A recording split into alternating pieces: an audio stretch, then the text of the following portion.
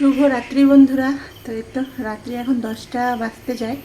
কাজের থেকে উঠেছি, এবার রাত্রে খাবো আজকে রুটি। তো সেটাই বসিয়ে দিয়েছি। দেখো,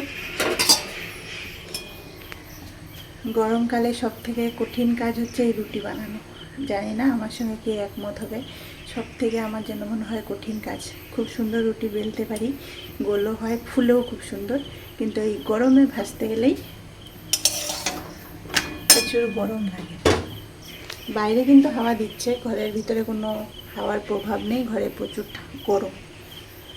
তো চলো, সবাইকে শুভরাত্রি। আজকে একটা একটা করে রুটি ভাজবো আমি, এইভাবেই ভাজবো রুটি।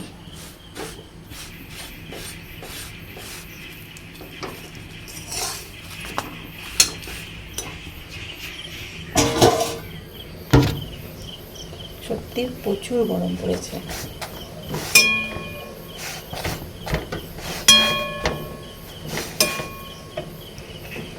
তো তোমরা কে কে রুটি খাবে চলে এসো। সবাইকে শুভরাত্রি।